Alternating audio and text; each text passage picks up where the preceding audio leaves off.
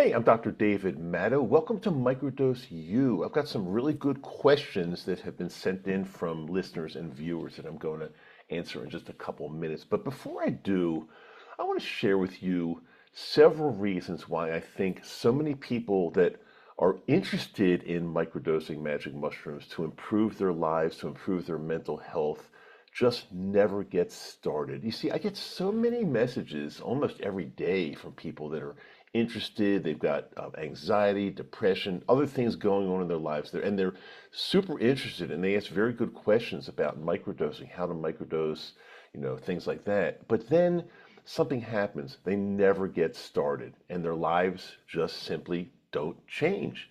And I think I've got four main reasons why maybe you, if you're in that category, or somebody is not getting started with microdosing magic mushrooms. So let's get right into it. I think one of the reasons is simply that they are afraid of using a psychedelic.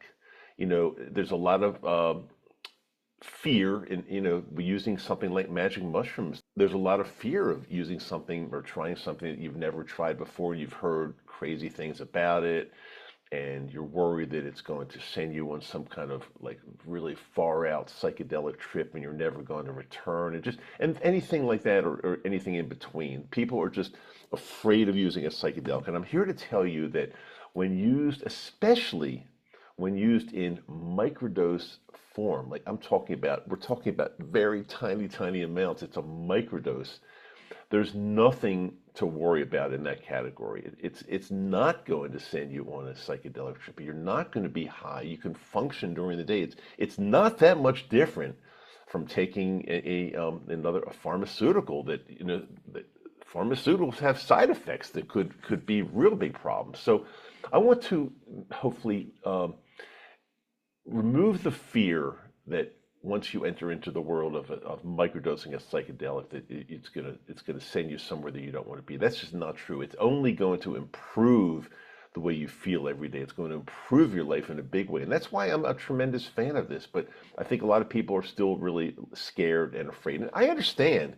But the only way you'll get over that is if you actually try to do it, try to microdose.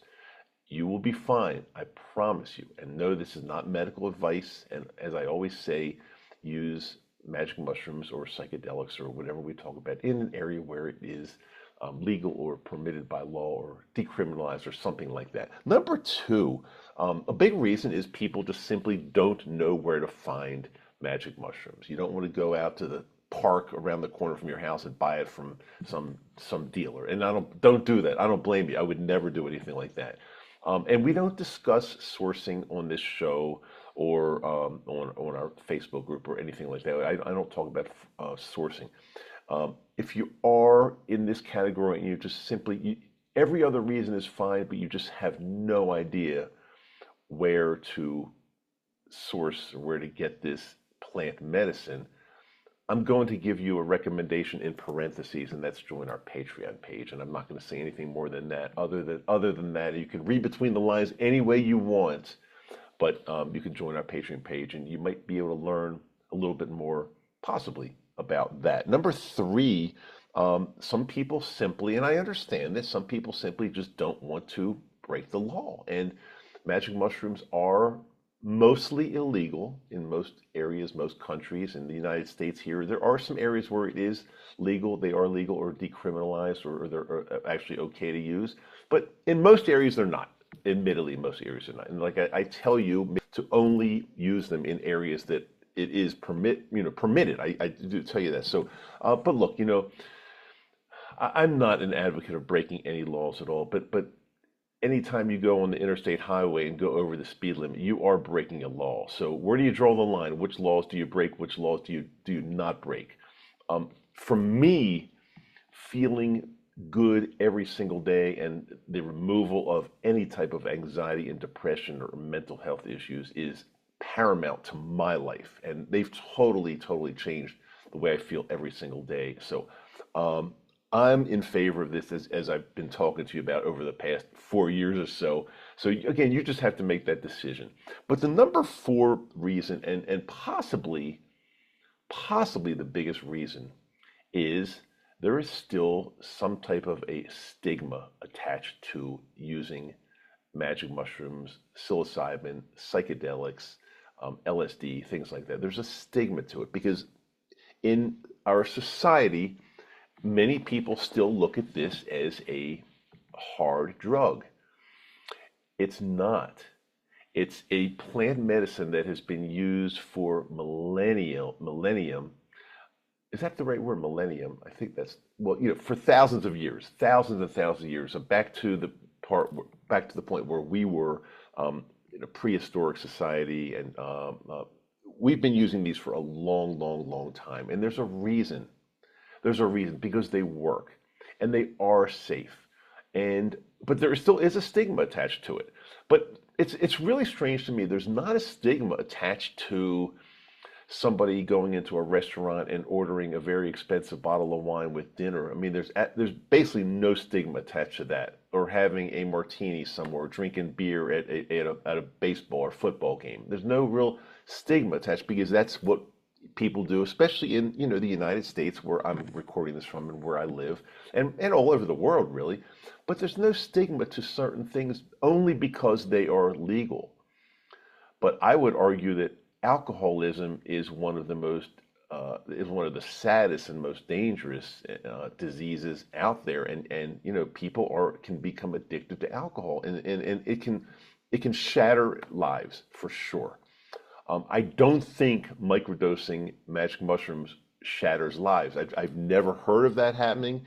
I just don't think that's possible. But because it's not legal, mostly there's a stigma, and not only that it's not legal, but people still look at that as a hard drug. It's not a hard drug. So again, you have to make up your mind. You have to decide. But if you do decide to microdose magic mushrooms for your health and for your mental health, especially, but for all around health, it's something that you really do need to take seriously and stick with it. If you do it once or twice and then forget it or get out of the routine, it's not going to do anything. So you have to be serious about it. It's like anything else. If you start an SSRI for your mental health, an antidepressant or anti-anxiety agent or something like that, it's not the kind of thing you take 1 or 2 days and then say, I've had it with that. It's a regimen. It's a routine you get into. And same thing with magic mushrooms. You can't just start it and say, forget it, I'm not doing it, or forget the dose. It won't work. So unless you're committed, I would agree. I would say don't get started. Okay, I hope that helps. But unfortunately, there are some reasons here that people don't get started and ultimately will not feel as good as they can feel every single day if they've got some type of issues and they don't want to use pharmaceuticals. So that's that. Let's get into some questions, and I appreciate your questions that you ask. As I've said for a little while now, I'm on a road trip. I think I'm on my 45th day out on the road. This has been awesome. Started in Salt Lake City, traveled all across the country to the East Coast, all up and down the East Coast, to the South, to Memphis, Tennessee. I'm on my way heading back right now. So right now, as I record this, I am actually standing on the corner in Winslow, Arizona. Such a fine sight to see. Oh, it's beautiful here in a hotel room. But that's where I am, Winslow, Arizona right now. So thanks for sending in your questions, because sometimes it's been a little bit difficult for me to answer them in real time when you ask them. But I make it a point to try to gather them together and answer them on a show here. So let's get started with questions from YouTube. I'm going to make sure I get this right. Shropshire Man. I hope that's right. Shropshire Man. Does body mass affect dosage of magic mushrooms? And what about if I have recently eaten? Does that affect dosage?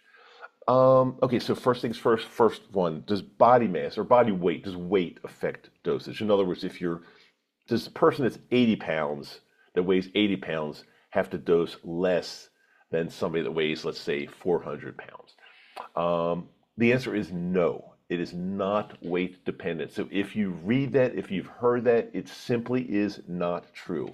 It's something that works on your brain. and our brains are the same no matter how much we weigh. So no, it's not weight dependent at all. Your dose is your dose is your dose. Now, what about if I've recently eaten? If I'm on a full stomach, do I need to take more? Do I need to take less? No, it's the same thing. However, if you've recently eaten, it might take a little bit longer to actually to digest and feel the effects. And again, when I say feel the effects, you're not waiting to feel stoned, and you're not waiting to see kaleidoscopic colors. You're waiting to just feel, how can I, pleasant. You're waiting to be able to get on with your day without the anxiety and depression, and this does work. So yeah, so if you do it on a full stomach, it's just going to take a little bit longer, but there's no problem with that. There's no problem with that at all. Thanks for your question there. So at Inspired Horizons, what is ego death and what is a bad trip? So you've probably heard, if you've read a lot about magic mushrooms and dosing, people that take much higher doses. Now this will not come into play with microdosing at all. Um, Ego death is when you have taken a very large dose of magic mushrooms. And this can also happen with cannabis. I've personally had this happen with cannabis. It's when your ego, it's nothing to do with death, so don't let the word death scare you.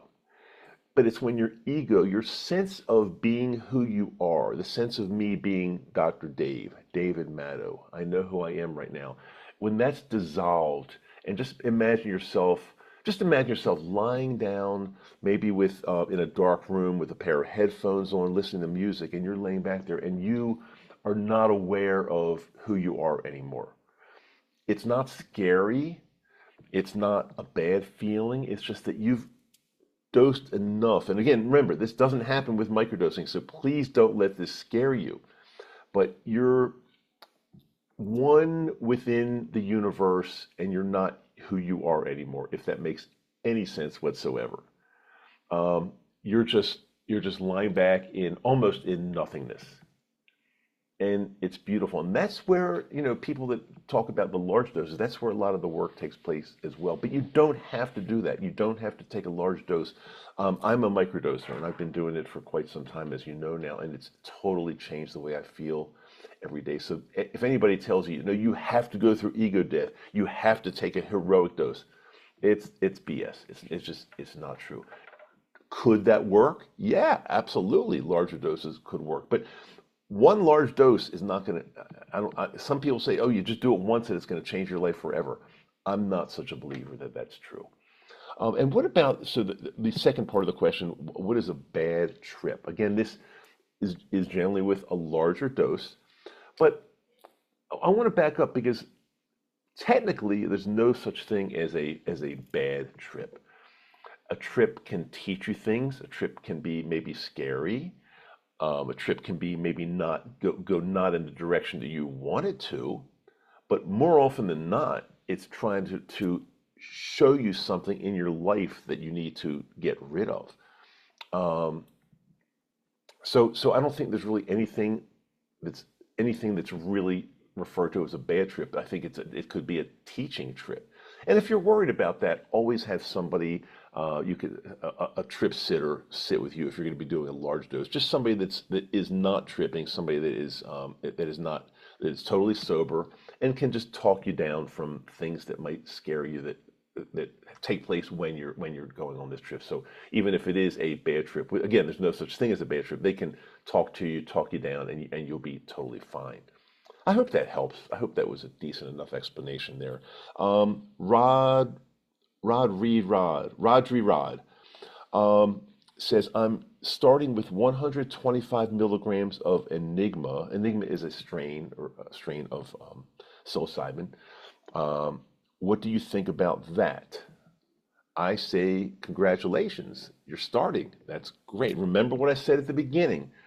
This is something that you want to start, but you don't, and you want to continue to do this and do it right and do all the things that go along with microdosing, and don't just do it a couple times and then say, it didn't work. I can't. I'm on to the next thing. No, no, no. So congratulations for starting. I'm very glad you are. 125 milligrams of Enigma. Well, Enigma is a strain that is a strong strain. Some people say that it's 1.5 to 2 times as strong as the typical, like kind of like entry level golden teachers. But even though that could be true, you're taking 125 milligrams. So even if we double that, 250 milligrams, that's still in the microdose territory. You're still going to be fine. If you're not positive, go ahead and back it down to 100 milligrams. So if you double that, it's going to be 200. You're going to be totally fine, because even if you do the 125 and double it, it's a microdose, and you might feel it quite a bit, but it's still a microdose. And test it on a weekend, or test it at a time that you don't have rigid plans or responsibilities of going to work or driving or babysitting or whatever it might be. Test it the first time just to be sure, but you're going to be fine. I do have another question here, came in by direct message, so I got to pull that one up. So give me just one quick second. Here we go. Okay, here it is. It's from Saul. Saul says, "Hey David, I've been microdosing for a few weeks now, but I'm not sure if it's working or if I'm just imagining the effects. How do I really know if it's doing something or if I'm just placebo tripping?" Well, I like your terminology there, Saul, but again, microdosing, you're not going to be tripping whether it's placebo tripping or not. But that's a good point. Well, no, maybe if it's a placebo, you could feel that you're seeing and experiencing things that you're really not, but it's placebo effect instead, because a microdose is not going to send you on a psychedelic trip. But the bottom line is, how do you know if it's working? The only way you know if it's working is to continue to do it on your regimen, which again, we recommend, 3, 4, 5 days on, 2 or 3 days off, and keep repeating that. Don't miss any days except for the days off, of course, but keep the regimen going. And then it depends what you're doing it for. So let's just make this up and say you're doing it for anxiety. Well, how do you know it's working? Well, if your anxiety is decreasing over time, then guess what? I think it's working. If your depression is decreasing over time, then it's working. You can't necessarily tell day to day, because again, for some people, it takes a little bit longer to work. So for me, I was very fortunate. It started working on day 1 or day 2. And again, part of it might have been a placebo effect. It's possible.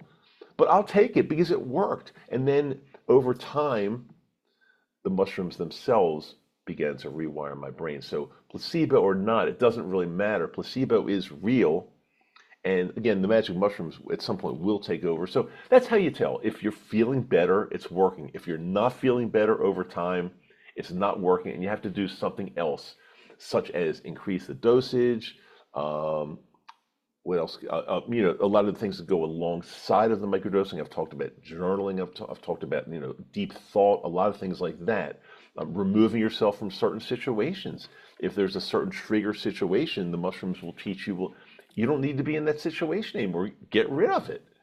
And if you're still not sure, we offer coaching. We offer one-on-one coaching to help people that just aren't sure if it's working, or people that are having such issues. They feel they need some help first before just diving into this, because there's a lot they want to talk about, and they want somebody on their side who they can share things with and get advice from. And that's what we do. And it's not medical advice, but we do a lot of coaching, and it's helped really well. And if you're not sure how to get to that, go to my website, microdoseu.com, microdose with the letter U on the end of it.com, or the show. Every time I do an episode like this, whether you're watching this on YouTube or listening to it on Apple or wherever, Spotify, there's always show notes for every episode. And in those show notes, I give really important links and information that'll help you on your microdosing journey. So please always check that out.